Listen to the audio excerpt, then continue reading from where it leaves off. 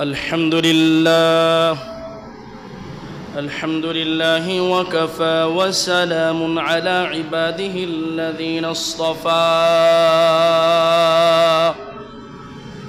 أما بعد فأعوذ بالله من الشيطان الرجيم بسم الله الرحمن الرحيم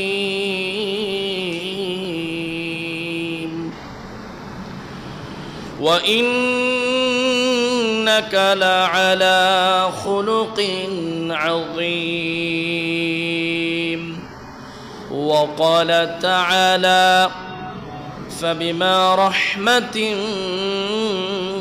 من الله لنت لهم ولو كنت فظا غليظ القلب لانفضوا من حولك وقال رسول الله صلى الله عليه وسلم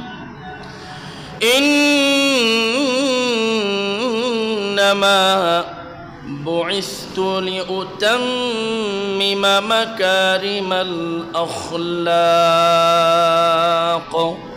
وقال رسول الله صلى الله عليه وسلم أكمل المؤمنين إيمانا أحسنهم خلقا أو كما قال النبي صلى الله عليه وسلم سبحانك لا علم لنا إلا ما علمتنا إنك أنت العليم الحكيم سبحانك لا فهم لنا إلا ما فهمتنا إنك أنت الجواد الكريم شباب درود إبراهيم پڑھی اللهم صل على سيدنا ونبينا وشفيعنا وحبيبنا ومولانا محمد صلى الله تعالى عليه وعلى آله وأصحابه وبارك وسلم اللهم صل على محمد وعلى آل محمد كما صليت على إبراهيم وعلى آل إبراهيم إنك حميد مجيد اللهم بارك على محمد وعلى آل محمد كما باركت على إبراهيم وعلى آل إبراهيم إنك حميد مجيد नहीं है जहां में मिसाल मुहम्मद जमाल खुदा है कमाल मुहम्मद बलगल उला बिकमालिही कशफत दुजा बिजमालिही حسنت جميع خصاله صلوا عليه وآله الحمد لله সমস্ত প্রশংসা একমাত্র আল্লাহ সুবহানাহু ওয়া তাআলার জন্য যে মহিয়ান গরিয়ান সর্বশক্তিমান দয়ালু দাতা মেহেরবান রব্বুল আলামিন মাওলাল করিম আল্লাহ সুবহানাহু ওয়া তাআলা অত্যন্ত দয়া করে মায়া করে ভালোবেসে আবহাওয়ার এই পরিবেশেও আল্লাহ পাক রব্বুল আলামিন আমাদেরকে যাচাই বাছাই করে আল্লাহ পাকের ঘর মসজিদের মধ্যে আল্লাহ নিয়ে আসছেন দয়া করে আল্লাহ পাকের কুদরতি পায়ে সেজদা দেওয়ার সুযোগ করে দিয়েছেন এজন্য আমি আপনি দিল থেকে আমার আল্লাহর দরবারে শুকরিয়া জ্ঞাপন করি বলেন আলহামদুলিল্লাহ আমার আপনার মতো অনেক মানুষ আছে শরীরে শক্তি আছে সুঠাম দেহের অধিকারী টাকা আছে, পয়সা, অর্থ, অহমিকা, ক্ষমতা, অনেক কিছুই আছে, কিন্তু আল্লাহ পাকের পক্ষ থেকে রব্বে কারিমের কুদরতে পায়ে সেজদা দেওয়ার তৌফিক নাই, এজন্য আসতে পারেনি। কি বলেন, কথা ঠিক কিনা? আল্লাহ পাকের দয়া হয়েছে আমাদের উপরে, আল্লাহ দয়া করেছেন, এই জন্য আল্লাহর ঘরে আসার সুযোগ হয়েছে, সৌভাগ্য আমরা অর্জন করতে পেরেছি। না হয় গায়ের জোরে, শক্তির জোরে, ক্ষমতা বলে, অর্থের বলে কখনো আল্লাহর ইবাদত করা যায় না। কি বলেন, কথা ঠিক কিনা? কারণ ইবাদত এটা সম্পূর্ণ আল্লাহ পাকের ইচ্ছা। আল্লাহ যাকে কবুল করবেন তাকে দিয়ে আল্লাহ পাকের ইবাদত করাবেন। অনেক কোটিপতি, million billion trillion crore crore টাকার মালিক, কিন্তু আল্লাহ তার টাকা কবুল করে নাই, এই জন্য হাজারো সুযোগ তার সামনে থাকা সত্ত্বেও 1 টাকা আল্লাহ রাস্তা দান করার সৌভাগ্য তার হয় না। কি বলার কথা ঠিক কিনা? তার টাকা ডাক্তারে খায়, তার টাকা ওসি খায়, দারোগায় খায়, তার টাকা চোর খায়, ডাকাত ছিনতাইকারে খায়, বড় বড় টেন্ডারবাজেরা, নেতা নেত্রীরা খায়, কিন্তু দিনই কোনো প্রতিষ্ঠানে আল্লাহর কোনো দিনের কাজে তার টাকা আল্লাহ লাগায় না। কি বলেন, কথা ঠিক কিনা? লাগায় না, কারণ এই টাকা আল্লাহ কবুল করেন নাই। কিন্তু রিক্সাওয়ালা, ভ্যানওয়ালা, সাধারণ হতদরিদ্র মানুষ, বিভিন্ন স্তরের মানুষ, বিভিন্ন পেশাজীবী, ব্যবসায়ী, দোকানদার, দিনমজুর, খেটে খাওয়া মানুষ, আবার কোটিপতি, সর্বলাইনের আবার অনেক মানুষকে আল্লাহ দয়া করে আবার কবুল করেন, তার টাকা আল্লাহ কাজে লাগান। সুবহানাল্লাহ। এই জন্য কার ইবাদত কখন আল্লাহ কবুল করবেন এটা আল্লাহ পাকেরই ইচ্ছা। কাকে দিয়ে আল্লাহ কোন খেদমত করাবেন এটা আল্লাহ ছাড়া কেউ জানে না।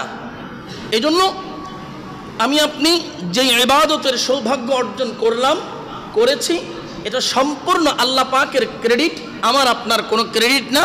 আমার আপনার অহংকার, অহমিকা করার কোনো সুযোগ আছে? নাই। এজন্য যে আল্লাহ এই প্রতিকূল পরিবেশে আমাদেরকে আল্লাহর ঘরে আল্লাহ পাকের কুদরতি পায়ে সেজদা দেওয়ার জন্য প্রতি সপ্তাহের ন্যায় আজকেও নিয়ে আসছেন, আবার আল্লাহ পাকের দরবারে শুকরিয়া আদায় করে বলেন আলহামদুলিল্লাহ। এখনো এই মুহূর্তে বাংলাদেশের বিভিন্ন অঞ্চলের মানুষ এখনো ঠিকমতো সুন্দরভাবে মসজিদে গিয়ে নামাজ পড়তে কষ্ট হয়, যারা বন্যা কবলিত অঞ্চল। কি বলেন, কথা ঠিক কিনা? এই যে বৃষ্টি আসতেছে, কিছুদিন রৌদ্র ছিল, আবহাওয়াটা ভালো ছিল, পানিগুলো শুকায় গেছে অনেকটা, ঘর বাড়িতে উঠবে, মসজিদে আবার নামাজ চালু হবে, কিন্তু আল্লাহ পাকের ইচ্ছা আবার বৃষ্টি শুরু হয়েছে, মসজিদ আবার মসজিদে পানি ঢুকতেছে, ঘরের মধ্যে পানি ঢুকতেছে, রাস্তাঘাটে পানি, কাদা হয়ে আছে, মসজিদে যাইতে পারে না।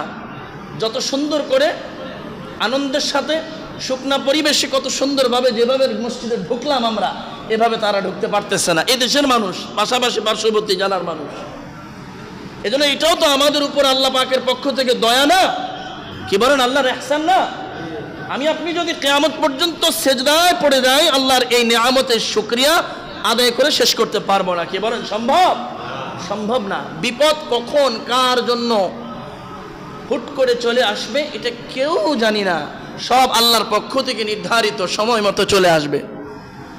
এই জন্য আল্লাহ পাকের কাছে বেশি বেশি শুকরিয়া আদায় করা, বলেন আলহামদুলিল্লাহ। আমার প্রিয় ভাইয়েরা, রবিউল আউয়াল মাস চলতেছে। রবিউল আউয়াল মাসের আজকে 4th জুমা, আজকের পরেও আরো একটা জুমা পাবো 30 তারিখ, বলেন আলহামদুলিল্লাহ। আল্লাহু আকবার। এই জন্য রবিউল আউয়াল মাস নবীজি সাল্লাল্লাহু আলাইহি ওয়াসাল্লাম পৃথিবীতে আগমনের মাস হিসেবে আমরা এই পুরো মাস ব্যাপী নবীজি সাল্লাল্লাহু আলাইহি ওয়াসাল্লামের জীবনী নিয়ে ধারাবাহিক সিরাত সংক্রান্ত আলোচনা করতেছিলাম। নবীজির জন্ম থেকে একেবারে মৃত্যু পর্যন্ত, নবুয়ত প্রাপ্তি থেকে নিয়ে জীবন যৌবন, বৈবাহিক অবস্থা, ছেলে সন্তান, ব্যবসা বাণিজ্য, এই সমস্ত বিষয়গুলোকে সামনে রেখে কিভাবে নবীজির প্রত্যেকটা কাজ, প্রত্যেকটা আচরণ, কর্মগুলো আমাদের জীবনের অনুসরণীয় হয়ে থাকে, অনুসরণ করে চলে আমি আপনিও সফলতা অর্জন করতে পারি, জীবনকে জান্নাতমুখী, আল্লাহমুখী, আখিরাতমুখী করতে পারি। এজন্যই আমাদের এই প্রচেষ্টা, কিছু আলোচনা, কিছু মুজাকারা। কি বলেন, কথা ঠিক কিনা? এজন্য এই আলোচনাগুলো অবশ্যই মনোযোগ দিয়ে শোনার চেষ্টা করব, যাতে করে আমি বলনেওয়ালা, আপনারা শ্রবণ করেনেওয়ালা, আমাদের প্রত্যেকের ন্যূনতম আল্লাহ পাকের ইচ্ছা অনুযায়ী যেন ফায়দা হয়, কাজে আসে। ওমা তৌফিকি ইল্লা বিল্লাহ। প্রিয় ভাইরা, নবীজি সাল্লাল্লাহু আলাইহি ওয়াসাল্লাম এই পৃথিবীতে আল্লাহ তাআলা তাকে শ্রেষ্ঠ মহামানব হিসেবে পাঠাইছেন। তিনি সাইয়্যিদুল কাউনাইন, সাইয়্যিদুস সাকলাইন, খাতামুল মুরসালিন, ইমামুল মুরসালিন, সমস্ত নবীদের ইমাম, সমস্ত নবীদের নবী, দুজাহানের সরদার, শ্রেষ্ঠ মহামানব। আল্লাহ এমন এক উত্তম চরিত্র দিয়া নবীজি সাল্লাল্লাহু আলাইহি ওয়াসাল্লামকে পাঠাইছেন, যে চরিত্র ব্যাপারে আল্লাহ নিজে গ্যারান্টি দিয়েছেন, আর কোনো কারো ব্যাপারে আল্লাহ এত মারাত্মক গ্যারান্টি আল্লাহ দেন নাই। সুবহানাল্লাহ। আল্লাহ কোরআনুল কারীমের মধ্যে আয়াত দিয়া আল্লাহ নবীর চরিত্র সংক্রান্ত বিষয় বলছেন, এবং এত সুন্দর চরিত্রের অধিকারী আমার আপনার নবী। তিনি পারিবারিক জীবন থেকে নিয়ে আন্তর্জাতিক রাষ্ট্রীয় জীবন পর্যন্ত পরিচালনা করেছেন। তিনি যখন সাহাবায়ে কেরামের সাথে চলতেন, হযরত সাহাবায়ে কেরামের সাথে থাকতেন, মনে হইতো পৃথিবীতে শ্রেষ্ঠ বন্ধু তার চাইতে আর কেউ হইতে পারে না। সুবহানাল্লাহ। কিন্তু সাহাবায়ে কেরাম বিচারের কাঠগড়ায়, তিনি আসনে বসে আছেন সিংহাসনে, বিচারের চেয়ারে তিনি বসা, বিচারের কাঠগড়ায় সাহাবায়ে কেরাম আসামি হিসেবে কেউ দাঁড়ায় আছে। তখন সাহাবায়ে কেরাম দেখলেন, ওই যে এত পরম বন্ধু, প্রিয় বন্ধু, যার সাথে একসাথে চলাফেরা করছি, বিচারের কাঠগড়ায় দাঁড়ায়া বিচারের চেয়ারের মধ্যে বৈশা রাসূল করিম সাল্লাল্লাহু আলাইহি ওয়াসাল্লাম ওই বন্ধুত্বের দাবি নিয়ে যাররা পরিমাণ কোন সাহাবায়ে কেরামের উপরে স্বজন প্রীতি দেখান নাই। সুবহানাল্লাহ। যেটা আমার বন্ধু, আমার সাহাবী, একসাথেই চলি ফিরি, তারা আমার নেতৃত্বে চলে, আগুনে ঝাঁপ দেওয়ার কথা বললে ঝাঁপ দিয়া দেয়, সমুদ্রে ঝাঁপ দেওয়ার কথা বললে কোনো কিছু চিন্তা না করে ঝাঁপ দিয়া দেয়। তাহলে যারা আমার জন্য খাটে, আমার দল করে, আমার কথা মতো চলে, অতএব বিচারের কাঠগড়ায় যেহেতু আমার লোক, অতএব কিছু কাটছাট দিয়া দিই, তাদেরকে বাঁচাই দিয়ে ফাঁক ফুকুর দিয়া। বলে না, নবীজির হায়াতে জিন্দিগিতে এমন কোনো কাজ করবেন তো বহু দূর কা বাত হয়, কল্পনাও করেন নাই। আল্লাহু আকবার।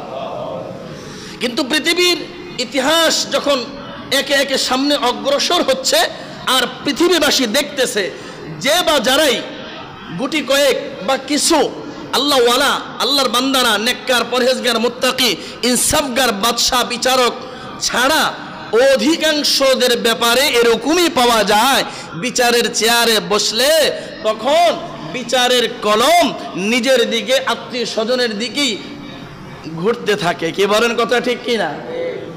নিজের দলের লোকদের ব্যাপারে ঘুরতে থাকে। এমনও হয় মারাত্মক পর্যায়ের অপরাধী, ফাঁসির আসামি, মার্ডার কেসের আসামি, যার ফাঁসি হওয়ার কথা, যার যাবজ্জীবন হওয়ার কথা, অথচ সেই ব্যক্তিও ফাঁসি থেকে বেকসুর খালাস হয়ে যায়। নিরপরাধ মানুষ, যার কোনো দোষ নাই, সে বেকসুর খালাস হওয়ার কথা, সে ফাঁসির দণ্ডপ্রাপ্ত আসামি হয়ে যায়। কি বলেন, পৃথিবী ব্যাপী এমনই তো চলতেছে নাকি? আরে কথা বলেন না, এমনই তো। আপনি দেখেন, জাতিসংঘের দিকে তাকান, বিভিন্ন জাত নিয়ে যেই সংঘ তারা তৈরি করছে, জাতিসংঘ। আপনি বলেন, বিচারের কাঠগড়ায় দাঁড়ায় এই জাতিসংঘকে ইনসাফ কায়েমের উদ্দেশ্যে ইনসাফের বিচার আজ পর্যন্ত করছে বলে মনে হয় আপনাদের? করে নাই। যদি করত, তাহলে ফিলিস্তিনের মুসলমান, নিরপরাধ, মজলুম, অসহায় মজলুম মুসলমানের উপরে নির্দয় নির্মমভাবে কখনোই এরকম স্টিম রুলার, পৃথিবীর ইতিহাসের বড় বড়চিত হত্যাযজ্ঞ, হত্যাকাণ্ড কখনো তারা সমর্থন করতো না, কখনোই তারা সাপোর্ট করতো না। তারা বরঞ্চ তারা নিরপেক্ষভাবে এটাকে জাস্টিফাই করে, এটা অবজারভেশন করে, এটাকে বিভিন্নভাবে খোঁজখবর নিয়ে সঠিক তদন্তের মাধ্যমে ট্রাইব্যুনাল গঠন করে সঠিক বিচার করতো, কিন্তু করে নাই। কি বলেন, কথা ঠিক কিনা? মুসলমান নির্যাতিত সারা পৃথিবীতে। ফিলিস্তিন বলেন, মায়ানমার বলেন, ভারত বলেন, সিরিয়া বলেন, আফগানিস্তান বলেন, কাশ্মীর বলেন, পাকিস্তান বলেন এবং বাংলাদেশ বলেন, সারা পৃথিবীব্যাপী মুসলমান যেখানে আছে, বলে সেখানেই তাদের বেইনসাফ চলতেছে, হরদম চলতেছে, তো চলতেছে। কলম তাদের পক্ষে ঘুরতেছে, মুসলমানের বিরুদ্ধে ঘুরতেছে। কি বলেন, কথা ঠিক কিনা? এমনই চলতেছে। না হয় মুসলিম এই জনপদগুলোতে ছোট ছোট মাসুম বাচ্চা, যে বাচ্চাটা তার মায়ের বুকের মধ্যে শুয়ে দুধ খাচ্ছে, অবশ শিশু মাসুম বাচ্চা, এই বাচ্চাটা জন্মের পরেই যুদ্ধের আওয়াজ, বোমা সাউন্ড গ্রেনেডের আওয়াজ, বিধ্বস্ত অঞ্চলে বিভিন্ন ভয়াবহ বর্বরচিত হত্যাযজ্ঞ এই চোখ দিয়ে দেখতেছে। সে হত্যা হয়ে যাইতেছে, শহীদ হয়ে যাইতেছে ছোট মাসুম বাচ্চা, 3 বছর 5 বছরের ছেলে মেয়ে। যেই সময় বাচ্চাটার খেলার কথা, যেই বাচ্চাটা স্কুলের মধ্যে মাদ্রাসার মধ্যে দ্বীনি শিক্ষায় মক্তবে যাওয়ার কথা, অথচ সেই বাচ্চাটা ওই তার প্রতিষ্ঠানে তার যেই দাবি ছিল একজন মানুষ হিসেবে মানবিক দৃষ্টিকোণ থেকে পৃথিবীর বুকে তার যে স্বাধীনতা ছিল, এই ছোট্ট মাসুম বয়সেও সে তার স্বাধীনতা ভোগ করতে পারে নাই। কি বলেন কথা ঠিক কিনা? এই বাচ্চাটাকেও যুদ্ধের আওয়াজ শুনতে হইতেছে। এই বাচ্চাটাকে মায়ের বুকের মধ্যে দুধ পানরত অবস্থায় ঝাঁঝরা হইয়া, বুকটা গুলিবিদ্ধ হইয়া দুনিয়া থেকে একেবারে চির বিদায় নিয়ে চলে যাইতে হইতেছে। তাহলে ইনসাফ কোথায় গেল? ইনসাফের কাঠগড়া কোথায় গেল? এটাই আমরা দেখতেছি। আল্লাহর ঘর বাইতুল মুকাদ্দিস, পৃথিবীর মুসলমানদের সর্বপ্রথম কিবলা কাবা, ওখানে পায়ে বুট জুতা পরে তারা ঢুকতেছে, হত্যা করতেছে, গুলি করতেছে। মুসলমানদের নামাজরত, সেজদারত অবস্থায়, রুকুরত অবস্থায়, কিয়ামরত অবস্থায়, নামাজে তেলাওয়াত চলাকালীন অবস্থায়। পৃথিবীর ইতিহাসে একটা ঘটনা এমন আছে কিনা আমার জানা নাই, কোন মুসলমান কোনোদিন ভুলেও কোনো গির্জায়, কোনো বৌদ্ধদের মন্দিরে, হিন্দুদের মন্দিরে কখনো তাদের কোনো পূজা চলাকালীন কখনো কোনোদিন এভাবে আঘাত করেছে, মানুষকে হত্যা করেছে, এরকম ইতিহাস আমার মনে হয় পৃথিবীতে আছে বলে আমার জানা নাই। আপনারা জানেন? আমার জানা নাই, কখনো না। মানবতা আজকে কোথায় গেল? ইনসাফ কোথায় গেল? ইনসাফের বুলি যারা বুলাইতেছে, কিন্তু নবীজি সাল্লাল্লাহু আলাইহি ওয়াসাল্লামের ন্যায় নিষ্ঠা, সত্যবাদিতা, সততা, ইনসাফ, আল্লাহর রাসূল সাল্লাল্লাহু আলাইহি ওয়াসাল্লামকে শুধু গোত্র কেন্দ্রিক না, পারিবারিক কেন্দ্রিক না, একটা রাষ্ট্র কেন্দ্রিক না, আন্তর্জাতিক নেতায় আল্লাহ তাআলা রূপান্তরিত করেছেন। সুবহানাল্লাহ। আমার আপনার নবী আকায়ে নামদার, মদিনা কা তাজদার মুহাম্মদুর রাসূলুল্লাহ সাল্লাল্লাহু আলাইহি ওয়াসাল্লাম শুধু আরবের নেতা না, আরবের নেতা, আজমের নেতা, পৃথিবীর ধর্ম বর্ণ নির্বিশেষে সমস্ত দুনিয়ার মানুষ একথা অকপটে স্বীকার করতে বাধ্য। পৃথিবীতে ইনসাফগার যদি কোনো ন্যায় নিষ্ঠাবান শাসক থেকে থাকেন, 1 নম্বরে আছেন মুহাম্মদুর রাসূলুল্লাহ সাল্লাল্লাহু আলাইহি ওয়াসাল্লাম। কি বলেন কথা ঠিক কিনা? না, এর দ্বিতীয় আরেকটা উদাহরণ পৃথিবীতে আর দেখাইতে পারে না কেউ, যার কারণে আমার আপনার নবীর ব্যাপারে শুধু মুসলমান সাহিত্যিক, কবি, ঐতিহাসিকবিদ নন, বহু হিন্দু, খ্রিস্টান, ইহুদি, অনেক বড় বড় পণ্ডিতরা আল্লাহর রাসূলের চরিত্র নিয়ে, নবীজি সাল্লাল্লাহু আলাইহি ওয়াসাল্লামের এই নেতৃত্ব নিয়ে, তার আখলাক নিয়ে অনেক কিতাব রচনা করেছেন, অনেক বই বাজারে ছেপেছেন। সুবহানাল্লাহ। এরা মুসলমান না, এরা মুসলমান না অনেকে, কিন্তু নবীর উত্তম আদর্শ তাদেরকে এতটাই মুগ্ধ করেছে যে তারা আল্লাহর রাসূলের ব্যাপারে সপক্ষে কলম ধরতে একটু দ্বিধাবোধ করে নাই, বলে তারা একটু চিন্তা করে নাই যে আমার স্বজাতিরা মুসলমানের নবী মুহাম্মদ সাল্লাল্লাহু আলাইহি ওয়াসাল্লামের ব্যাপারে এত সুন্দর উক্তি পেশ করার কারণে আমাদেরকে হত্যা করে ফেলতে পারে, এরকম চিন্তাও করে নাই। নির্দ্বিধায় আল্লাহর রাসূলের ব্যাপারে চমৎকার চমৎকার বই তারা উপস্থাপন করে পৃথিবীবাসীকে দেখিয়ে দিয়েছেন। সুবহানাল্লাহ। এই জন্য আমার ভাইয়েরা, যে নবী কখনো স্বজনপ্রীতি করেন নাই, সাহাবায়ে কেরামকে সঠিকটা শিখাইছেন, হক বিচার যেটা সেটাই করছেন, এই নবী এই শিক্ষা আমাদেরকে দিচ্ছেন। এই জন্য আমার প্যারা ভাই, সম্মানিত মুসল্লিয়ানে কেরাম, রাসূল করিম সাল্লাল্লাহু আলাইহি ওয়াসাল্লাম এর চরিত্র এবং বহু গুণে গুণান্বিত একজন ব্যক্তি, মহান মানুষ তিনি ছিলেন। এই জন্যই আমার আল্লাহ সুবহানাহু ওয়া তাআলা কোরআনুল কারীমের এই আয়াত নাজিল করে পৃথিবীবাসীকে জানিয়ে দিয়েছেন, দেখো মুহাম্মদ সাল্লাল্লাহু আলাইহি ওয়াসাল্লাম কোনো সাধারণ ব্যক্তি নয়, সাধারণ চরিত্রের অধিকারী নয়, তিনি খুলুকে আযীম তথা মহান চরিত্রের অধিকারী একজন ব্যক্তি। সুবহানাল্লাহ। আমার আল্লাহ কোরআনুল কারীমের মধ্যে বলেন, ওয়া ইন্নাকা লাআলা খুলুকিন আযীম।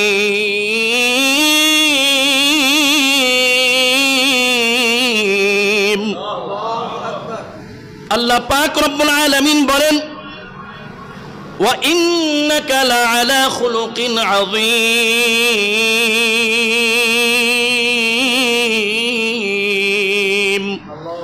ও নবী, আপনি হইতেছেন মহান চরিত্রের অধিকারী। সুবহানাল্লাহ। আমি আল্লাহ তাআলা আপনাকে মহান চরিত্রে অধিষ্ঠিত করেছি, আপনাকে আমি আল্লাহ তাআলা মহান চরিত্র দান করেছি। সুবহানাল্লাহ। এই জন্য আমার আপনার নবী মুহাম্মদ সাল্লাল্লাহু আলাইহি ওয়াসাল্লাম কেমন চরিত্রবান। আজকে আমি আপনি বাহিরে ঘুরে ফিরি, আমি আপনি দুনিয়ার মধ্যে ঘুরি, বহু নেতা ঘুরে, রাস্তার মধ্যে ঘুরে, বিভিন্ন জায়গার মধ্যে, বিভিন্ন দেশের মধ্যে যায়, নেতৃত্ব দেয়। সারা দুনিয়ার মানুষ তাকে ভালো বললেও অনেক সময় দেখা যায় গ্রামের মধ্যে সে বিতর্কিত। গ্রামের মানুষ বলে নেতাগিরি দেখায়, এমপিগিরি, মন্ত্রীগিরি দেখায়, কিন্তু এই তো একসময় চোর ছিল গ্রামের। কি আছিল? একসময় চুরি করতো, চোর ছিল, মাদকের ব্যবসার সাথে জড়িত ছিল, মদ বিক্রি করত, গাঁজা বিক্রি করত, ইয়াবা বিক্রি করত। কি বলেন ঠিক কিনা? এ সমস্ত নারীবাদী, টেন্ডারবাদী, বিভিন্ন খারাপ কাজের সাথে জড়িত ছিল। এখন নেতাগিরি দেখায়, নেতা হইছে, বিভিন্ন গ্রামে গিয়া, বিভিন্ন অঞ্চলে জেলায় গিয়া, দেশে দেশে গিয়া নিজের নেতা পরিচয় দেয়। কিন্তু এই লোক তো দুশ্চরিত্র, চরিত্রের মধ্যে কালিমা লেপন আগে লাগানো আছে, নারী কেলেঙ্কারি আছে, নারী কেলেঙ্কারি। কি বলেন ঠিক কিনা? এই লোক হয়ে গেছে এমপি, মন্ত্রী, বড় বড় নেতা খেতা। কি বলেন কথা ঠিক কিনা? বড় বড় নেতা খেতা হয়ে আছে। গ্রামের মানুষ কয় তার বাপ চোর ছিল, সেও চোর ছিল, ডাকাত ছিল, দুশ্চরিত্রের অধিকারী ছিল, তার জন্য গ্রামের যুবতীরা ঘুমাইতে পারতো না। কি বলেন? এমন ইতিহাস বাংলাদেশে আছে না নাই? এক একজনের ভাব দেখলে মনে হয় কোনো এক সময় আব্দুল কাদের জিলানী ছিল, বাইজিদ বুস্তামি ছিল, কিন্তু পিছনের ইতিহাস, হায়াতে জিন্দেগির ইতিহাসের দিকে যদি তাকানো হয়, শয়তান পর্যন্ত ভূমি করে দেয়। কি বলেন কথা ঠিক কিনা? শয়তান কয় সেলুট বস সেলুট, আপনি যেই গ্রামে আছেন আমার থাকার দরকার নাই, কারণ মোটামুটি হক আদায় করে আমার দায়িত্ব তো আপনি পালন করেন। কি বলেন কথা ঠিক কিনা? এমনও মানুষরূপী শয়তান এই পৃথিবীর জায়গায় জায়গায়, এলাকায় এলাকায়, গ্রামে গঞ্জে আছে না নাই? এমনও লোক আছে। তাহলে বাহিরের ভালো, কিন্তু গ্রামের মধ্যে, পরিবারের মধ্যে, সমাজের লোকের মধ্যে তার রেকর্ড খারাপ। এমনও লোক আছে, তাকে সত্যবাদী জানে না, ভালো মানুষ জানে না। এমনও নেতা আছে, বলে দেশের বাড়ি কইরাও শহরে বাড়ি ঘর করে, আবার বিদেশে গিয়া টাকা পাচার করে সেখানেও বাড়ি করে, কিন্তু দুশ্চরিত্রের কারণে, খারাপ রেকর্ডের কারণে গ্রামের মধ্যে কখনো কোনো কাজ করে না, গ্রামের মানুষের সুবিধার্থে রাস্তা করে না, ঘাট করে না, বলে নিজের পকেট ভারী করে গ্রামের মানুষ যারা তাকে ভোট দিয়া, যারা তাকে নির্বাচিত করলো, তাদেরকেই একটা সময় ভুলে যায়। কি বলে ঠিক কিনা? আমার ভাইয়েরা, বাবারা, এই ধরনের চরিত্রের অধিকারী সমাজে সমাজে, দেশে দেশে, বহু জায়গার মধ্যে আছে। কিন্তু আমার ভাইয়েরা, বাবারা, নবীজি সাল্লাল্লাহু আলাইহি ওয়াসাল্লাম এমন একটা চরিত্রের অধিকারী ছিলেন, যেই চরিত্রের কারণে আমার আল্লাহ পাক রব্বুল আলামিন যখন তাকে বললেন, ও নবী, অনেক দিন যাবত গোপনে গোপনে ইবাদত করেছেন, আর গোপনে ইবাদত করবেন না, এবার আপনি প্রকাশ্যে ইবাদত করেন। এই কথা বলার পরে আল্লাহ তাআলা কোরআনের আয়াত নাজিল করলেন, وأنذر عشيرتك الأقربين। আল্লাহ পাক রব্বুল আলামিন বলেন, নবী হে, আপনি ওয়ানযির আশিরাতাকাল আকরাবিন, আপনার নিকটতম আত্মীয় স্বজন যারা আছে তাদেরকে আপনি এবার দাওয়াত দেন। আর গোপনে ইবাদত করার সময় নাই, এখন প্রকাশ্যে ইবাদত করেন। আল্লাহু আকবার।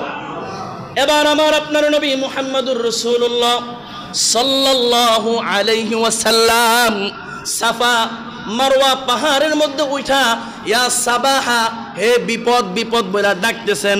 মক্কার বাহিনী, মক্কার গোত্রের বিভিন্ন গোত্রের লোকদেরকে ডাক দিয়া একত্রে জমা করা বলতেছেন, এই মক্কাবাসী শোনো শোনো, আমি যদি তোমাদেরকে এখন একটা কথা বলি। বলে কি কথা, কি কথা?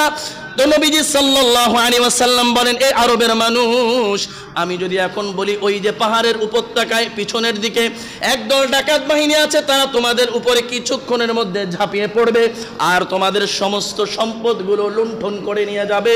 বলো তোমরা এই কথা বিশ্বাস করবে? বলে হ্যাঁ হ্যাঁ, আপনার কথা আমরা বিশ্বাস করব, কেন নয়, আপনি হইতেছেন আল আমিন। সুবহানাল্লাহ, আপনি সত্যবাদী, জীবনে কখনো একটা মিথ্যা কথাও বলেন নাই, কখনো মিথ্যার আশ্রয় নেন নাই, আপনি তো যোগ্য নেতা হওয়ার অধিকার রাখেন। সুবহানাল্লাহ। আমাদের নেতারা, আমাদের দেশের নেতারা মুখে কয় একটা, করে আরেকটা। কি বলেন, কথা ঠিক কিনা? কয় ক্ষমতায় গেলে হ্যান করেঙ্গা ত্যান করেঙ্গা, ऐसा करेंगा तैसा करेंगा, मगर ক্ষমতা পাওয়ার পরে कुछ नहीं करेंगा। এবারে ঠিক কিনা? আর মনে থাকে না, কথা ভুলে যায়। কই ভুলে গেছি, এরকম রাজনীতির বক্তব্য, ধর্মীয় বক্তব্য দেওয়ার দরকার ছিল, কৌশলের বক্তব্য দেওয়ার দরকার ছিল, দিয়া দিছি, কিন্তু কাজ তো আমার হাসিল হয়ে গেছে, এখন এটাকে বাস্তবায়িত করা এত জরুরি না। আরে এমপি হওয়ার জন্য টাকা খরচ করছি, টাকা টাকা, মন্ত্রী হওয়ার জন্য টাকা খরচ করছি, কাউন্সিলর হওয়ার জন্য টাকা ব্যয় করছি, ফাও ফাও এমনি এমনি এমপি মন্ত্রী কাউন্সিলর হই নাই, এমনি এমনি কেউ আমার চেয়ারম্যান বানাই নাই, এমনি এমনি আমি মেম্বার হই নাই, টাকা লাগছে। আগে টাকা উঠায়া লই, এরপরে হইতেছে কথা। কি বলে ঠিক কিনা? এমনও আছে রে ভাই, এমনও আছে, তবে সবাই না, কিছু নেককার মানুষ তো অবশ্যই আছে, কিন্তু কিছু ন্যায় নিষ্ঠাবান মানুষ প্রত্যেকটা দলেই আছে। কি বলেন? না হয় দুনিয়া থাকতো না, দুনিয়া টিকতো না। এই সমস্ত ইনসাফগার মানুষের জন্য নেককার, ভালো, বিচক্ষণ, দায়িত্বশীল, সৎ মানুষ এখনো বিভিন্ন দলে সারা পৃথিবীতে আছে বিদায় রব্বে কারীম দুনিয়ার জমিনের নিজামকে, সিস্টেমকে এখনো ঠিক রেখেছেন। কি বলেন, কথা ঠিক কিনা? যদি মানুষগুলো কমে যাইত, শেষ হয়ে যাইত, কিয়ামত সংগঠিত হয়ে যাইত, কাছাকাছি চলে আসতো, আল্লাহ পাকের রাসূল বলেন, এই আমার উম্মত, একজন আল্লাহ বলনেওয়ালা নেককার মানুষ দুনিয়াতে থাকা সত্ত্বে আমার আল্লাহ রাব্বুল আলামিন এই পৃথিবীর সমস্ত নিয়ম কানুন ঠিক রাখবেন। সুবহানাল্লাহ। কিন্তু দুনিয়ার মধ্যে একজন নেককার মানুষ নাই, একজন আল্লাহওয়ালা বলনেওয়ালা, আল্লাহ বলনেওয়ালা কোনো একজন মানুষ নাই। আমার আল্লাহ বলেন যে তামাম দুনিয়াটা যদি স্বর্ণ দিয়া বাধাই করা হয়, হীরা রূপা জহরত দিয়া মোড়ানো হয়, এক সেকেন্ডের জন্য আমার আল্লাহ পাক রব্বুল আলামিন এই পৃথিবীকে আর টিকায় রাখবেন না। কি বলেন, কথা ঠিক কিনা? এই জন্য ভাইয়েরা, বাবারা, নেতা হইতে হবে সত্যবাদী নেতা। মুহাম্মদুর রাসূলুল্লাহ সাল্লাল্লাহু আলাইহি ওয়াসাল্লামকে তার গোত্রের লোকেরা বলে, ও মুহাম্মদ ভাতিজা, জীবনে কোনোদিন তুমি মিথ্যা কথা বলো নাই, মিথ্যার আশ্রয় নেও নাই, জীবনে একটা মিথ্যা কথা তুমি বলো নাই, অতএব তুমি হইলে আল আমিন। সুবহানাল্লাহ। তোমার কথা আমরা বিশ্বাস করে নিলাম। এই যে নিজ গোত্র থেকে আত্মীয় স্বজনরা সর্বপ্রথম তাকে আল আমিন নামে ভূষিত করলো, বিশ্বস্ত হিসেবে ভূষিত করলো। সুবহানাল্লাহ। কেমন চরিত্রের অধিকারী হইলে ঘরের লোক, আত্মীয় স্বজনরাও তাকে ভালো বলে। সুবহানাল্লাহ। এই জন্য আমার নবীর অনেকগুলো চরিত্র ছিল। আমার আপনার নবীজি সাল্লাল্লাহু আলাইহি ওয়াসাল্লাম মানুষের সাথে রসিকতাও করতেন, তবে আমাদের মতো না। আমরা মজা করতে গিয়া, রসিকতা করতে গিয়া মিথ্যা বলি। কি বলেন? মানুষকে হাসাইতে গিয়া 9 রে 6, 6 রে 12, 12 রে 18 বানাই। যেই ঘটনা নাই, এমনও কথাবার্তা আমরা আলোচনা করি যার কোনো অস্তিত্ব নাই। মিথ্যা কথা বলে হাসাইতে থাকি, মিথ্যা কথা বলে অট্ট হাসি দিতে থাকি।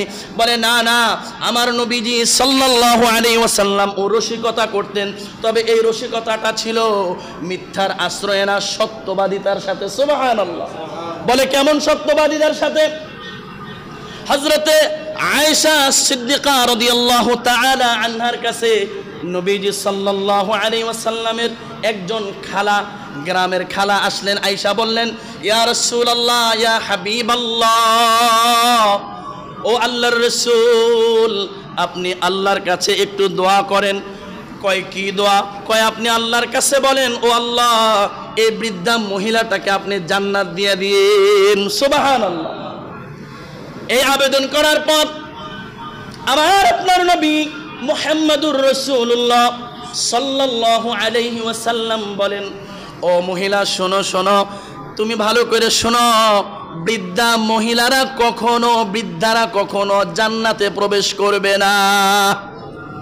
বৃদ্ধা যারা আছে তারা কখনো কোথায় প্রবেশ করবে না? জান্নাতে। এই কথা শোনার পর মহিলা চিন্তিত হয়ে গেলেন, ক্রন্দনরত অবস্থায় কান্না করা শুরু করলেন। কাঁদতে কাঁদতে চোখের পানি বলে টপ টপ করে পড়তেছে, ভাসতেছে, চেহারাটা ভিজে যাইতেছে। তো আল্লাহর রাসূল সাল্লাল্লাহু আলাইহি ওয়াসাল্লাম আম্মা জান আয়েশা সিদ্দিকা রাদিয়াল্লাহু তাআলা আনহাকে বলেন, ও আয়েশা, তারে জানায় দাও, আমার আল্লাহ পাক রব্বুল আলামিন কোরআনুল কারীমের মধ্যে বলেছেন, ফাজআলনাহুন্না ইনশাআ, আল্লাহু আকবার, উরবান আতরাবা। আল্লাহ তাআলা বলেন ইনশাহুন্না, ইনশাআ, ফাজআলনাহুন্না আবকারা উরবান আতরাবা লিআসহাবিল ইয়ামিন। আল্লাহ পাক রব্বুল আলামিন সূরা ওয়াকিয়ার এই আয়াতের মধ্যে আল্লাহ ডাক দিয়া বলেন, রে গোলাম, আমি জান্নাতি রমণীদেরকে বিশেষ এক রূপ দিয়া ধারণ করেছি। আমি আল্লাহ তাআলা বিশেষ রূপ দান করেছি। আল্লাহু আকবার। বিশেষ এক রূপ আমি আল্লাহ তাআলা দান করেছি তাদেরকে। সুবহানাল্লাহ। আল্লাহ তাআলা বলেন, ইন্না আনশানাহুন্না ইনশাআ, আমি আল্লাহ তাআলা বিশেষ এক রূপ তাদেরকে, যৌবন তাদেরকে দান করেছি। কয় জান্নাতি মহিলারে কেমন হবে? আল্লাহ তাআলা বলেন, ফাজআলনাহুন্না আবকারা, তারা হবে চিরকুমারী। সুবহানাল্লাহ।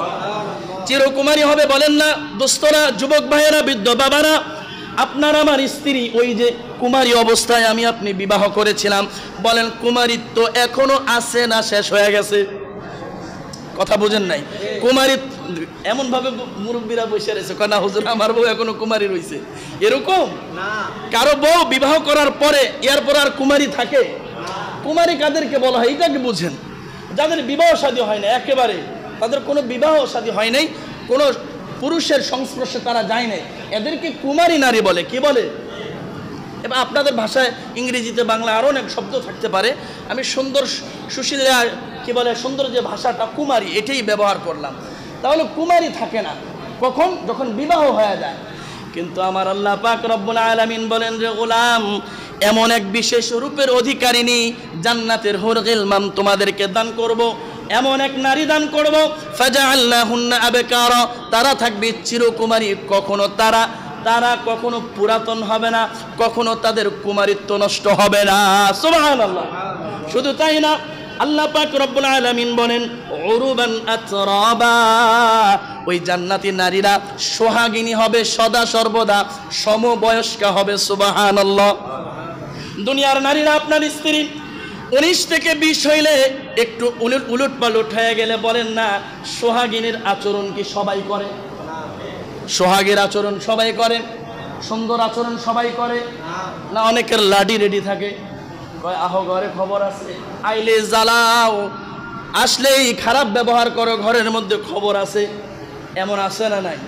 এদেশে নারী নির্যাতনের অনেক ঘটনা আছে, কিন্তু পুরুষরা তো গোপনে ঘরের মধ্যে নির্যাতিত, এগুলো তো ফ্লাশ করতে পারে না, প্রচার করতে পারে না। এই জন্য পুরুষ নির্যাতনের বিচার এখনো দেশে শুরু হয় নাই। কি বলেন? কথা ঠিক কিনা? আছে ঘরে ঘরে, বিভিন্ন জায়গার মধ্যে, ভালো মন্দ মিলে সব জায়গার মধ্যে আছে। যাই হোক, আমার আল্লাহ পাক রব্বুল আলামিন বলেন, রে গোলাম, আমি এমন এক নারী, জান্নাতি নারী তোমাদেরকে দান করব, তারা তোমাদেরকে মায়া করবে, মোহাব্বত করবে, সমবয়স্কা হবে, তোমাদের সমবয়স্কা হবে।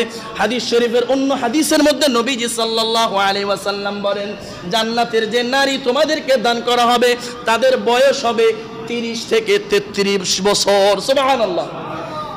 আর তোমাদের বয়স তাইলে হবে কত? 60 বছর, 70? বলে তোমরাও সমবয়স্ক হবা, তোমার বউয়ের বয়স যদি 33 হয় তোমারও 33 হবে, সুবহানাল্লাহ। 70 হবে না, এত ডিফারেন্স হবে না, সমবয়স্কা তোমাদেরকে দান করা হবে। কয় আল্লাহ তাইলে এই বউগুলা কারে দিবেন? আচ্ছা এই বউগুলা কারা কারা আছে একটু হাত তোলেন তো, আমার দরকার আছে। আপনার আছে? ওমা নাই আপনাদের? জান্নাতের বহুত দরকার নাই, ডরাইতেছে। আল্লাহ বাড়িতে গেলে কোন বিপদে পড়ে যায়, হুজুর কাছে বহুত দরকার আছে। আল্লাহ গো বাড়িতে গেলে খুব হাত উঠান, জান্নাতের বিবি সবারই দরকার আছে এবং জান্নাতীদেরকে আল্লাহ এই বিবি দিবেন। আলহামদুলিল্লাহ বলেন।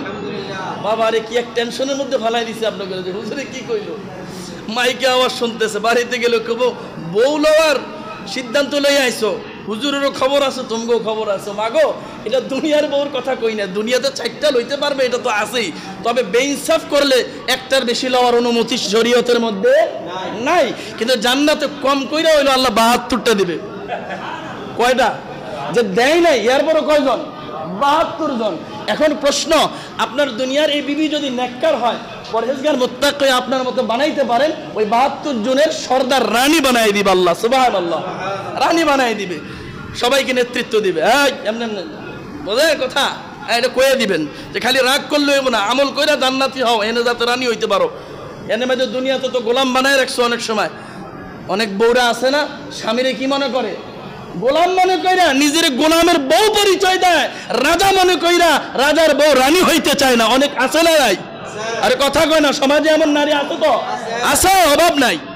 মাশাআল্লাহ অনেক ভালো মা বোনেরাও আছে যারা স্বামীকে প্রচন্ড পরিমাণে শ্রদ্ধা করে, ভালোবাসে, দিল থেকে ভালোবাসে, যেভাবে বলে ওইভাবে অনুসরণ করে, মানে। আল্লাহ পাক ওই সমস্ত মা বোনদেরকে আল্লাহ বুঝার, আমল করার আরো বেশি তৌফিক দান করুন, স্বামীর সাথে একসাথে জান্নাতে যাওয়ার তৌফিক দান করুন। আর যারা উল্টা পাল্টা করে আল্লাহ তাদেরকে হেদায়েত দান করুন। আমিন কইবেন না? যারা আমিন কয় না বেজাল আছে গো, ডরে আমিন কইতেছে না, আবার জিগাইনি আমিন কইছো, আমি বেজাল করায় না, আমিন কর। আল্লাহ ভালো করে দিয়ে, সমস্যা আছে কোনো? সমস্যা নেই ভাই, ভালো মন্দ মিলে দুনিয়া একেবারে একদম পাক্কা সাফ সাচ্চা এরকম আপনি পাইতে মুশকিল হয়ে যাবে পৃথিবীতে। এমন একটা ফ্যামিলি, সব ফ্যামিলির মধ্যেই টুকটাক ভালো মন্দ, ঝগড়া ফাসাদ, আনন্দ উল্লাস, ভালোবাসা আছে না? না, এটা থাকবেই পৃথিবীতে। যাই হোক, এই জন্য আমার ভাইয়েরা বাবারা বলে হুজুর এই বউ এই বিবিগুলা জান্নাতের হুর গিলমান গুলা আমার আল্লাহ কাকে দিবেন? আল্লাহ তাআলা বলেন লি আসহাবিল ইয়ামিন, বলে যারা ডানপন্থী হবে। কি পন্থী হবে? যারা ডানপন্থী হবে, জান্নাতি আমলওয়ালা, যাদের ডান হাতে আমল নামা দিবেন কিয়ামতের ময়দানে আল্লাহ, তারা হইতেছে ডানপন্থী। সুবহানাল্লাহ। এই জন্য ডানপন্থী হইতে কারা কারা রাজি আছি? সবাই রাজি আছি। আল্লাহ সবাইকে কবুল ও মঞ্জুর করে নেন। এই জন্য নবীজি এইভাবে রসিকতা করতেন। তো করার পরে এবার মহিলাকে বললেন, মা ও বৃদ্ধা মহিলা শোনো, তুমি যখন জান্নাতে যাইবা এরকম বৃদ্ধা থাকবা না, আমার আল্লাহ রব্বুল আলামিন তোমাকে জান্নাতি নারী হিসেবে 33 বছরের রমণী বানায় দিবেন। আর কষ্ট আছে? বুড়ি মহিলা পুরো খুশি হয়ে গেছে, সুবহানাল্লাহ। আমার বলে বুড়ির থেকে বলে আমি জোয়ান হয়ে যাব। এই জন্য আমার ভাইয়েরা বাবারা, আমার আপনার নবীর চরিত্র কত সুন্দর ছিল, কত সুন্দর ছিল, কত সুন্দর ছিল। নবীজি সাল্লাল্লাহু আলাইহি ওয়াসাল্লাম কে ব্যাপারে কোরআনুল কারীমের মধ্যে আল্লাহ তাআলা আয়াত নাজিল করেছেন, যেই ব্যাপারে উহুদ যুদ্ধে, উহুদের ময়দানে মুসলমানেরা 1000 সৈন্য নিয়ে উহুদের যুদ্ধে রওনা হয়ে গেছে। সাউত নামক স্থানে যখন গেলেন, পিছন থেকে আব্দুল্লাহ ইবনে উবাই ইবনে সুলুল মুনাফিকদের সর্দার, 300 অনুসারী, কয়শো? 1000-এর থেকে 300 অনুসারী এখান থেকে এসে পিছন দিক দিয়ে নিয়ে ভাইগা পলায় গেছে। তাহলে 1000-এর থেকে 300 চলে গেলে আর বাকি থাকে কত? 700 নিয়ে যুদ্ধের ময়দানে গেছে। ওখান থেকে ফেরার পর নবীজি সাল্লাল্লাহু আলাইহি ওয়াসাল্লাম এত দয়ার সাগর ছিলেন, এই 300 জনকে আল্লাহ তাআলার রহমতে, আল্লাহ পাকের দয়ায় নবীজি সাল্লাল্লাহু আলাইহি ওয়াসাল্লাম ক্ষমার ঘোষণা দিয়ে দিয়েছেন।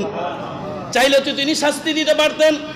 এই জন্য আমার আল্লাহ রাব্বুল আলামিন কোরআনুল কারীমের মধ্যে বলেন, ফাবিমা রাহমাতিন মিনাল্লাহি লিনতা লাহুম ওয়ালাউ কুনতা ফাযযান গালিযাল কলবি লানফাদ্দু মিন হাওলিক। আল্লাহু আকবার। আল্লাহ পাক বলেন, ফাবিমা রাহমাতিন মিনাল্লাহি লিনতা লাহুম, ওহে নবী, আল্লাহর রহমতের কারণে আপনি তাদের উপরে কোমল হয়েছেন, নম্র হয়েছেন।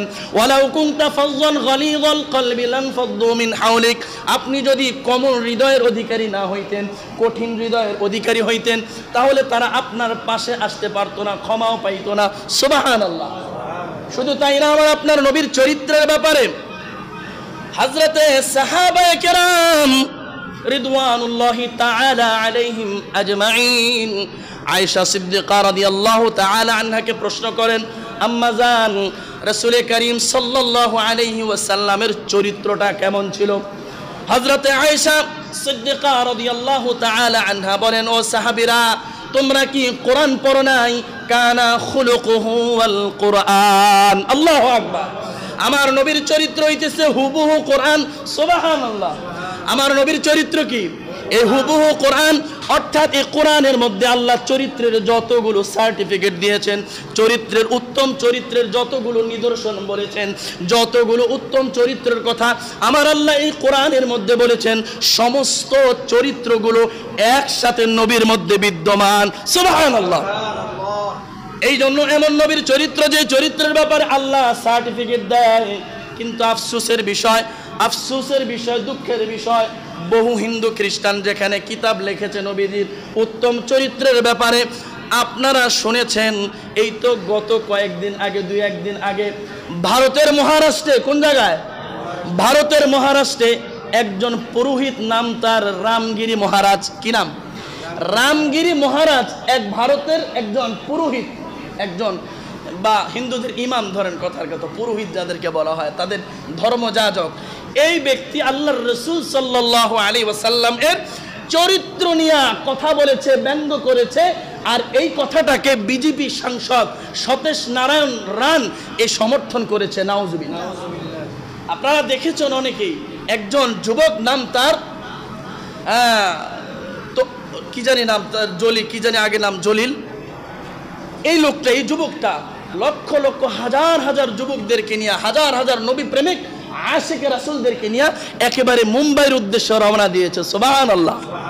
আশিকে রাসূল কাকে বলে? একটা সাক্ষাৎকারে আমি দেখলাম এক সাংবাদিক প্রশ্ন করতেছে, দাড়ি আছে এক যুবক ভাইরে, মাথায় টুপি আছে কিন্তু গালের মধ্যে কি নাই? দাড়ি নাই একটাও। তাকে জিজ্ঞেস করতেছে সাংবাদিক, ভাই आपका काज कारबार छोड़ कर यहाँ कैसे आया? काज कारबार क्या है? नबी मोहम्मद सल्लल्लाहु अलैहि वसल्लम के बिना कारबार कोई नहीं, औलाद नहीं, मेरा बाप नहीं, माँ नहीं, कुछ नहीं, मेरा दिल में मोहम्मद रसूलुल्लाह सल्लल्लाहु अलैहि वसल्लम। अल्लाहु আকবার। এমন যুবক বলে এদেশের এই পৃথিবীর বহু মুসলমান আছে, যদিও মুখের মধ্যে দাড়ি নাই, নামাজিও না, এরকমও আছে, কিন্তু রাসূলের মহব্বত ও দিলের মধ্যে আছে না নাই? এজন্য আমরা আবারও বলতে চাই, সেই আজ থেকে তদানীন্তনকালের এক ঘটনাকে মনে পড়ে যায়। ভারতের কলকাতায় জয়পাল নামক এক বদমাশ, এক হিন্দু, সে রাসূল করিম সাল্লাল্লাহু আলাইহি ওয়াসাল্লামকে ব্যঙ্গ করে একটা বই লিখেছিল, যে বইয়ের নাম দিয়েছিল রঙ্গিলা রাসূল। কি দিয়েছিল? রঙ্গিলা রাসূল দিয়েছিল। তো এই রঙ্গিলা রাসূল বই যখন প্রকাশ হয়ে গেছে, সমস্ত মুসলমানদের মধ্যে ক্ষোভ শুরু হয়ে গেছে। এক যুবক দিল্লি থেকে রওনা হয়ে গেছে যে এই জয়পালকে দুনিয়ার বুকে আর সে রাখবে না। যুবক রওনা হয়ে গেছে দিল্লি থেকে রওনা হয়ে কলকাতার মধ্যে গিয়া মানুষকে জিগায়, এই ভাই, জয়পাল নামক একটা রঙ্গিলা রাসূলের কিতাব বই লিখেছে রাইটার, তার ঠিকানাটা আমাকে দাও। কয় কেন? কয় আমি তার বড় ভক্ত হয়ে গেছি। নাউজুবিল্লাহ। কি হয়ে গেছি? কৌশল। আমি তার ভক্ত হয়ে গেছি, আমারে তার সাথে দেখা করার, সাক্ষাৎ করার সুযোগ করে দাও। একটা কনফারেন্স চলতেছিল, ওই জায়গার মধ্যে, স্টেজের মধ্যে সামনে কাছাকাছি নিয়া ওই যুবকটাকে দেখাইয়া দিল, এই যে বৈশা আছে স্টেজের মধ্যে, এর নাম হইতেছে জয়পাল। কয় তাই নাকি? বলে হ্যাঁ। এবার আস্তে আস্তে স্টেজের মধ্যে উঠা তার সাথে মোলাকাত কইরা সুন্দরভাবে ব্যবহার করে কয়, জাহাপানা আপনি কি জয়পাল? কহ আমি জয়পাল। কয় ওই যে রঙ্গিলা রাসূল কিতাবটা লিখছিল, আপনি কি সেই ব্যক্তি? কহ আমি সেই ব্যক্তি। কয় তইলে তার একটা সেকেন্ডও দেরি করা যায় না, আশিকে রাসূলের দিলটা খা হয়ে গেছে, আশিকে রাসূলের দিলে আর মানে নাই। ওই যে একটা ছুরি দিল্লি থেকে তার কোমরের মধ্যে নিছিল, সাথে সাথে তার বুকের মধ্যে বসায় দিছে। আল্লাহ। জায়গার মধ্যে, মুহূর্তের মধ্যে, প্রস্তুতি নেওয়ার সুযোগ পায় নাই, মুহূর্তের মধ্যে সে মারা গেছে। ইংরেজ ব্রিটিশ সরকার তাকে আদালতের মধ্যে উঠায়া ফাঁসির কাস্টে ঝুলানোর জন্য আইন হয়ে গেছে, ফাঁসির রায় দিয়া দিবে। বাংলাদেশের শেরে বাংলা একে ফজলুল হক তখন ছিলেন উকিল। তিনি বলতেছেন হুসাইন আহমদ মাদানী রহমতুল্লাহি আলাইহি সহ শিব্বির আহমদ উসমানী সহ এরকম বুজুর্গানে দিনের একটা টিমকে পাঠাইলেন যুবকের কাছে। ও যুবক, তুমি একবার খালি বলবা, আমি যখন ওই যুবকটাকে, আমি যখন ওই লেখক জয়পালের সিনার মধ্যে ছুরি বসায় দিছি, তখন আমার হুঁশ ছিল না, মস্তিষ্ক ঠিক ছিল না। কি কইবা? আমার মস্তিষ্ক ঠিক ছিল না। খালি এতটুকু কথা বলবা, তোমার পক্ষে আইনি আদালতে লড়বে শেরে বাংলা একে ফজলুল হক, আল্লাহু আকবার, তোমাকে মুক্ত করে ফেলবে। সে বলতেছে, হুজুর আপনারা কেন আমার দেরি করাইতেছেন? আমি তো বাঁচতে চাই না, আমি মরতে চাই। সুবহানাল্লাহ। কয় কেন? কয় শুনেন, গত রাত্রে মুহাম্মদুর রাসূলুল্লাহ সাল্লাল্লাহু আলাইহি ওয়াসাল্লাম এবং আবু বকর সিদ্দিক রাদিয়াল্লাহু আনহু, ওমর রাদিয়াল্লাহু আনহু, ওসমান রাদিয়াল্লাহু তাআলা আনহুম, এই চারজন স্বপ্নযোগে আমার কাছে ফুলের মালা নিয়ে আসছে। ও যুবক, আসো, তোমার জন্য আমি অপেক্ষা করতেছি। আমরা, আল্লাহু আকবার, অপেক্ষা করতেছি। আমারে কেন দেরি করাইতেছেন? আমি তো ওখানে যাইতে চাই, নবীর প্যারে কদম তলে আমি যাইতে চাই, জান্নাতে যাইতে চাই। সুবহানাল্লাহ। এজন্য এরকম একজন যুবক আমরা আবারও চাইতেছি পৃথিবীব্যাপী। যারা এই পুরোহিত, এই সমস্ত বদমাইশরা বারবার আমার আপনার নবীর ইজ্জত নিয়ে, চরিত্র নিয়ে কথা বলে, আল্লাহ তাআলা এদের বিচার দুনিয়া তো করবে, আখিরাতে তো করবে।